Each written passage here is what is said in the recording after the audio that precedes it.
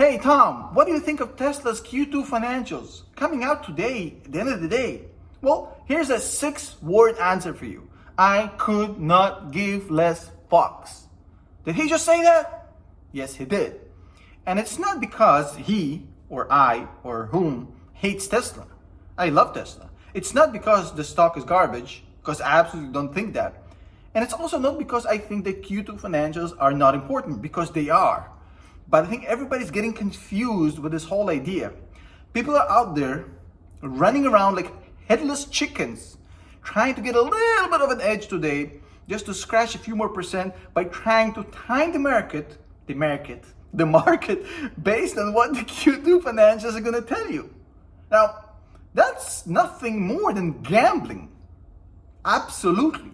There is no way to know what's in those financials without insider trading, which of course I don't advise you actually engaged in.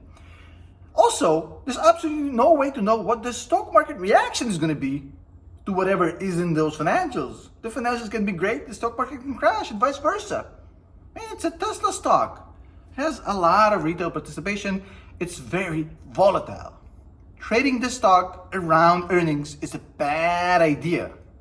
You may win some. On long term, it's impossible to consistently get it right. That's why I'm staying the fuck away. Not coming in anywhere near it. Now, look, Q2 financials, they matter. They matter a lot. It shows you where the company is headed. It shows you the good stuff, the bad stuff. You want to see the margins, the profitability, the balance sheet. If there's problems, you want to try and identify where it's coming from, whether it's China, supply chains. All of that matters. But you have to take it in context, my guy.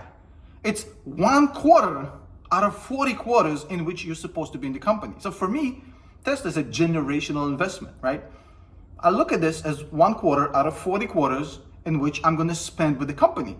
And obviously it matters, but it matters 1 divided by 40. It's not the be-all, end-all bullshit like people are trying to make it to be. Now, obviously, there's a lot of really talented people who are breaking down these financials inside out. Rob Maurer builds beautiful models. Dave Lee, Stevie Mark Ryan. I mean, there's a lot of guys like Gary Black. I mean, there's a lot of smart people who can give you that information. But look, at the end of the day, and here's the crazy part, whether they're right or wrong, and usually guys like Rob and Gary and Dave and Stephen Mark Ryan, usually they're right more often than they're wrong.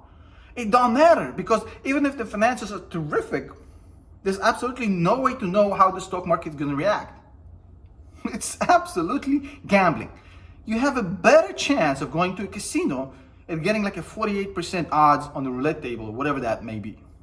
Now for me, it's a very simple binary test, which you need to ask yourself before you invest in a stock like Tesla. And obviously none of this is financial advice. I'm not a financial advisor. This is just my own personal opinion and how I look at things. So here it is. Binary test. You either think that Tesla is way too expensive at this PE ratio, gotta help these people, or you think that Tesla is a generational opportunity because of its margins, because of how it's shellacking the auto industry, and because of what's happening in the entire auto category, basically switching to EV and this company having an edge, whatever that may be. Both cases make sense. Tesla is not cheap. Obviously, you're paying for a lot of future execution in Tesla. So a lot of people don't want that. That's fine. I 100% agree with people who say, hey, for me, that's just too expensive. I don't want to pay for future success that much because it's not certain, and it isn't. Nothing beyond death and taxes isn't certain. The only thing we know is we're all going to die one day, we're all going to pay taxes, right? Except a few companies that, I'm not going to say which, but you know which.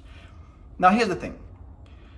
Whether you know this as a certainty or not, it don't matter. The one thing that matters is where you are on the spectrum. If you're saying, hey, for me personally, I'm pricing in execution, which Tesla have proven in the past to actually hit on mark.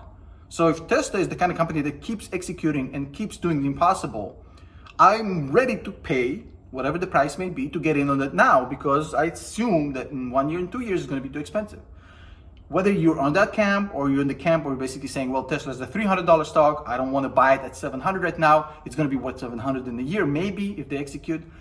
This is where you should be, looking at the company, at the business, at the company, not at the stock. And whether you buy Tesla at 650, 700, 750, 800, it don't freaking matter. It don't matter. Because if you're a long-term investor, Tesla is either going to become a generational massive behemoth, or it's not, and it's going to be basically a trash company. Either of these options can happen, and the fact that you bought it at 650, 700, 750, 800 will not matter at all for your outcome. If it busts, then even if you bought it at 650, you're basically screwed. If it explodes, the fact that you bought it at 800 instead of 650 won't matter.